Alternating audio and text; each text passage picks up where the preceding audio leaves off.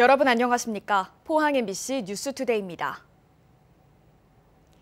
경북 동해안은 오늘도 흐리겠지만 평년 기온의 웃도는 비교적 온화한 날씨를 보이겠습니다. 조주경 기상캐스터입니다. 연일 포근한 날씨가 이어지고 있습니다. 오늘도 큰 추위는 없겠는데요. 포항의 아침 기온은 3.2도로 어제보다는 조금 낮겠지만 여전히 평년 수준을 5도가량 크게 웃돌고 있습니다. 오늘 하늘은 대체로 흐리겠지만 미세먼지 농도는 보통에서 좋음 수준 유지하겠습니다. 이어서 자세한 오늘 날씨 보겠습니다. 오늘 아침 기온은 영상권으로 시작하고 있습니다. 아침 기온 0도에서 3도 분포로 어제보다는 조금 낮게 시작하고 있는데요. 한낮 기온은 울진과 영덕 8도, 포항과 경주 9도까지 오르면서 낮 기온은 어제보다 3도가량 높겠습니다. 울릉도와 독도에는 오늘 저녁부터 내일 아침 사이에 가끔 비가 내릴 텐데요. 예상되는 비의 양은 5mm 미만입니다. 오늘 아침 기온 울릉도 1도, 독도 3도로 시작해서 한낮에는 5도에서 6도 선까지 오르겠습니다. 동해 전해상에 내려져 있던 풍랑특보는 모두 해제됐지만 오늘 오전까지는 너울성 파도에 주의가 필요합니다. 바다의 물결은 전해상에서 최고 2.5m까지 일겠습니다. 당분간 한파 수준의 큰 추위는 없겠습니다. 날씨였습니다. 포항시 의회가 긴급 임시회를 열고 포스코 지주사 전환에 반대하는 결의문을 채택했습니다. 시 의원들은 지주사 전환에 대해 심각한 우려를 표명하면서 의회 차원의 구체적인 대책을 시급히 마련하겠다고 밝혔습니다. 장미쁨 기자입니다. 포항시의회가 포스코의 지주회사 전환에 대해 반대하는 결의문을 채택했습니다. 지난달 10일 지주사 전환 논의가 시작된 이후 포항은 완전히 소외돼 있다며 포스코의 사회적 책임을 찾아볼 수 없다고 비판했습니다. 포스코의 성장을 위해 피와 땀을 바친 포항과 포항 시민이 철저히 소외되고 있어 지주회사 전환에 대하여 포항 시민과 반드시 소통할 것을. 지주사 전환 발표 이후 지역사회 대응이 한 발 늦었다며 이제라도 강력한 항의를 전달해야 한다고 밝혔습니다. 저는 시의원이 삭발은 각오 정도를 하고 조금 이렇게 대응을 했으면 좋겠다. 이게 존재감이 없잖아요, 시의원이라고 하는 게. 이제는 우리가 목소리를 내야 되지 않느냐 하는 제 생각입니다. 문제는 오는 28일 임시주총을 불과 나흘 앞둔 상태에서 결의문 채택이 실효성을 거둘 수 있을지 여부입니다. 이 때문에 시의회 차원에서 포스코 최대 주주인 국민연금에 대해 지주사 전환 반대표를 던질 것을 촉구하는 등 구체적인 대책을 마련하자는 의견도 나왔습니다. 국민연금은 어제 회의를 열고 포스코의 지주사 전환, 물적 분할에 대해 의결권을 행사할지 여부를 논의한 것으로 알려졌습니다. 국민연금의 어떤 의견을 전달할 수 있는 환경 문제나 산업재해 이런 문제들이 포스코에 담보되지 않으면은 이 반대 의견을 할 수 있도록 그런 촉구도 저는 필요하다고 생각합니다.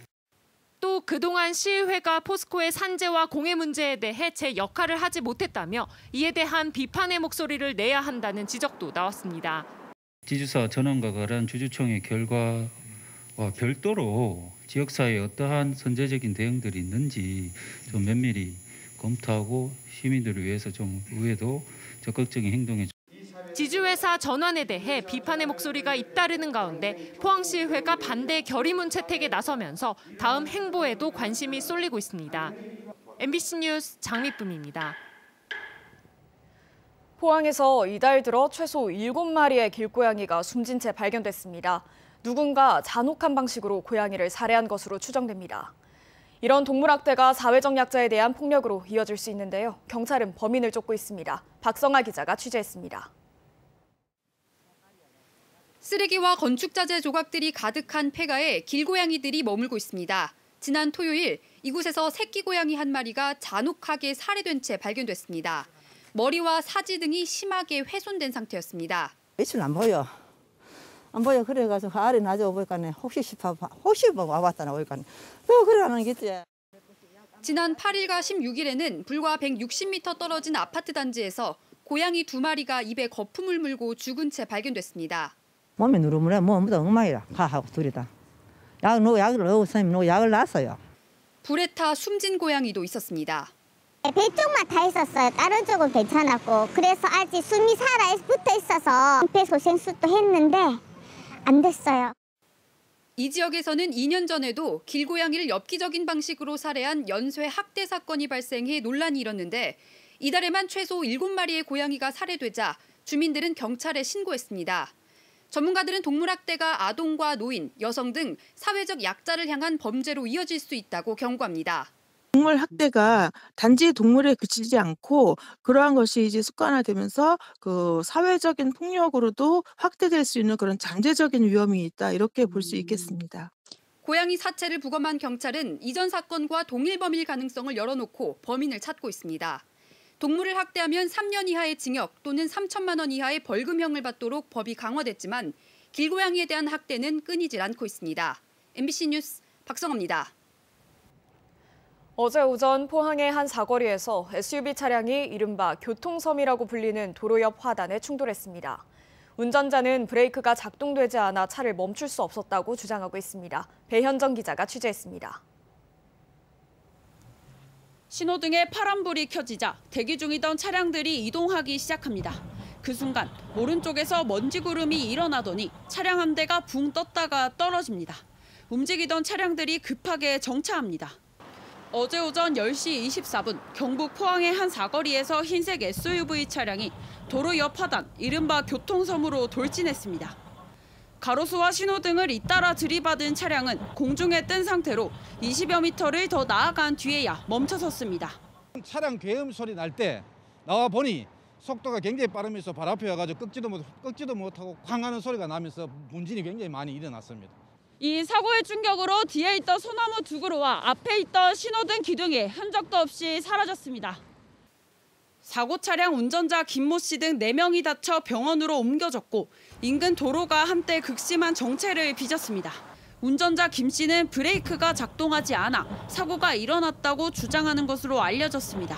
사고 운전자 정확하게 지금 기억은 못하는데 사고 난 경위는 자기가 운전할 당시에는 브레이크가 작동이 잘 안 됐다. 일단은 그렇게 지금 주장하고 계십니다. 60대 운전자 김 씨는 술은 마시지 않은 것으로 확인됐습니다. 경찰은 사고가 브레이크 미작동 등 기계적 결함으로 발생한 것인지 운전 미숙 때문에 일어난 일인지 조사하고 있습니다. MBC 뉴스 배현정입니다. 올 들어 전국에서 67건의 산불이 발생했는데 경북에서 난 산불이 14건입니다. 이틀에 한 번꼴로 산불이 발생한 건데요. 평년보다 이른 산불과 또 잦은 이유는 무엇일까요? 윤수영 기자가 취재했습니다. 지난 10일 밤 영주시 평은면의 한 야산. 산 능선을 따라 빨간 불길이 치솟았습니다. 두려웠어요. 이쪽으로 다 번지는가 싶어가지고 차들이 너무 많이 올라가니까 굉장히 무섭더라고요. 출동 대원들은 산 지형이 가파르고 진입로가 좁았던 탓에 진화에 어려움을 겪었습니다. 불은 11시간여 만에 꺼졌고 산림 5헥타르가 까맣게 탔습니다. 이곳에선 산불이 나기 이틀 전에도 주택 창고에서 난 불이 뒷산으로 번져 진화하느라 애를 먹기도 했습니다. 올해 들어 경북에서 발생한 산불은 14건, 지난 10년 평균인 7.7건보다 높은 수치입니다. 가장 큰 원인은 건조한 날씨. 건조특보가 12일 동안 이어졌고 북동산지에는 16일 동안이나 계속됐습니다. 눈이 조금 내리긴 했지만 강수량이 집계되지 않을 만큼 적어 안동과 영주의 올해 누적 강수량은 현재 0mm. 지난 10년간 이맘때 평균 강수량에 비해 적습니다. 건조한 대기 상태에선 담뱃불 같은 작은 불씨도 큰 화재로 이어지기 쉽습니다. 산행을 하실 때에는 라이터나 담배 등 인화물질을 소지하지 말아주시기 바라고 허용된 지역 이외에서 치사나 야영은 하지 마시고 논밭도록 및 쓰레기 소각은 허용된 곳에서만 해주시기를 부탁드립니다. 잇따른 산불에 남부지방산림청과 경북지자체들은 산불 방지대책본부를 평소보다 2주가량 앞당겨 운영에 들어갔습니다. MBC 뉴스 윤소영입니다. 산림청 국립산림과학원이 1월 산불 발생 위험성이 높아짐에 따라 산불 예측 분석센터 활동을 평년보다 열흘 정도 앞당겨 실시합니다. 국립산림과학원은 이달 들어 남부지방을 중심으로 산불 발생 위험성이 높아졌고 2017년 이후 매년 봄철마다 대형 산불이 발생해 이같이 조치했다고 밝혔습니다. 특히 설 연휴가 있는 이달 말에는 기온이 평년 수준을 회복하면서 성묘객과 입산자가 증가할 것으로 예상돼 1월 산불 발생 위험이 예년보다 높을 것으로 전망했습니다. 다음 달 24일이면 대구도시공사 신임 사장이 취임하게 됩니다. 그동안 LH 출신 사장 한 사람이 10년 동안 공사 경영을 해왔는데요. 이번에도 최종 후보에 오른 2명이 LH 임원 출신이어서 논란이 일고 있습니다. 지난해 LH가 투기 논란으로 전국적으로 비난을 받은 가운데 LH가 개발한 대구 지역당의 주민들과 지역 건설업계를 중심으로 반대하는 목소리가 커지고 있습니다. 손은민 기자입니다. 대구도시공사 신임 사장 최종 후보에 오른 사람은 2명입니다. 모두 LH 한국토지주택공사 출신으로 한 명은 대구 경북지역 본부장, 한 명은 국책사업기획처장을 역임했습니다. 권영진 대구시장이 이 중 한 명을 최종 임용하고 시의회 인사청문회 등을 거치면 다음 달 24일 신임 사장이 취임하게 됩니다. LH가 땅을 개발했던 대구 수성구 연호지구 주민들은 크게 반발하고 있습니다. 지난 20일 LH 출신 사장 선임 반대 성명을 낸 뒤 매일 시청 앞에서 1인 시위를 이어가고 있습니다. 주민 재산을 헐값에 사서 수조 원의 이익을 챙긴 것도 모자라 전국적인 땅 투기 논란으로 물의를 일으킨 LH 직원을 관련 공기업 사장으로 영전시키는 게 웬 말이냐는 겁니다.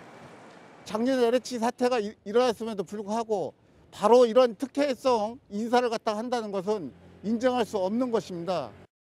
2012년부터 10년간 대구도시공사를 이끌었던 현 이종덕 사장도 LH 출신입니다. 지역 건설업계에서도 반대 목소리가 나오고 있습니다. 업무 특성상 지역 경제와 건설업계 사정을 잘 알아야 업무 추진이 원활한데 이번에도 굳이 LH 출신이어야 할 이유가 있느냐는 겁니다. 30년 된 도시공사 같은 경우에는 지역의 인프라가 충분히 있다고 보고 있습니다. 이번에 다시 LH 인사를 둔다는 것에 너무 의아하게 생각을 하고 있습니다. 하지만 대구도시공사 임원추천위원회는 모두 적법한 절차를 거친 후보들로 자격엔 문제가 없다는 입장입니다. 절차상으로는 정상적으로 공고를 했고 동명이 서류 접수가 됐고 서류 심사를 통해서 2명 다 면접 대상자로 결정이 됐고 연호지구 주민들은 대구시가 사장 공모를 다시 할 것을 요구하며 시위와 집회를 이어간다는 계획이어서 논란은 계속될 전망입니다. MBC 뉴스 손은민입니다. 경상북도가 설 연휴를 맞아 2월 2일까지 코로나19 특별 방역을 실시합니다. 연휴 동안 오미크론 확산에 대비해 선별진료소 44곳과 감염병 전담병원 13곳을 그대로 운영하고 생활치료센터는 문경 STX 리조트 한 곳만 운영합니다. 자가격리자는 읍면동에 1:1 전담 공무원을 지정해서 하루 3차례 모니터링을 실시합니다. 그리고 경상북도와 25개 보건소에 응급진료상황실을 운영하고 응급의료기관과 당직의료기관 35곳은 비상진료체계를 유지합니다. 다중이용시설 7만여 곳에 방역점검을 실시하고 요양병원과 요양시설 등 감염 취약시설은 전담 공무원을 지정해 관리합니다.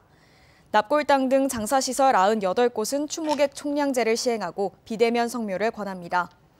또한 경상북도는 사적 모임은 접종 여부와 관계없이 전국 6명까지 허용되지만 이번 설에는 고향 방문을 자제해달라고 요청했습니다. 불가피하게 방문할 때는 3차 접종을 마치고 한 가족씩 교대로 방문하는 등 소규모로 안전한 방문을 해달라고 덧붙였습니다. 경주시가 외국인이 많이 체류하는 외동읍에서 찾아가는 코로나19 예방접종을 실시합니다. 대상자는 외동읍 체류 외국인 가운데 3차 추가 접종을 받지 않았거나 예방접종 이력이 없는 경우로 불법 체류 외국인도 접종받을 수 있습니다. 외동읍 보건소에서 사전 예약을 하지 않아도 여권과 외국인 등록증 등 신분증을 지참하면 접종받을 수 있습니다. 경북교육청은 지난해 문자 해득 교육 프로그램을 이수한 성인 69명에게 학력 인증서를 수여했습니다. 문자 해득 교육은 의무 교육을 받지 못한 18살 이상 성인에게 교육 프로그램을 제공해 이를 이수하면 초등학교 또는 중학교 학력을 인정해주는 교육부 주관 제도입니다. 이번 학력 인정자 69명 중 67명은 여성이었고 연령별로는 70대가 34명, 80대도 9명이나 됐습니다. 대구 경북지방 중소벤처기업청은 코로나19 피해 소상공인을 대상으로 시중은행을 통해 1에서 1.5%의 금리로 한 업체당 최대 1,000만 원까지 대출을 해줍니다. 지난해 말부터 소상공인 방역지원금을 받은 업체면 신청할 수 있는데 해당 업체는 다른 정책 자금을 받은 경우에도 중복해서 신청할 수 있습니다. 다만 저신용과 중신용, 고신용 프로그램 가운데 한 가지만 신청이 가능하고 소상공인진흥공단의 일상회복 특별 융자를 지원받은 경우는 추가 신청이 불가능합니다. 또 세금을 체납하거나 금융기관의 연체나 휴폐업 중인 사업체와 보증과 대출 제한 업종은 지원 대상에서 제외됩니다. 경상북도는 다음 달 4일까지 대형마트 등을 대상으로 설 명절 선물센트 과대 포장을 집중 점검합니다. 포장 횟수가 2번을 초과하거나 포장 후 남는 공간의 비율이 25%보다 크면 과대 포장에 해당돼 최대 300만 원의 과태료가 부과됩니다.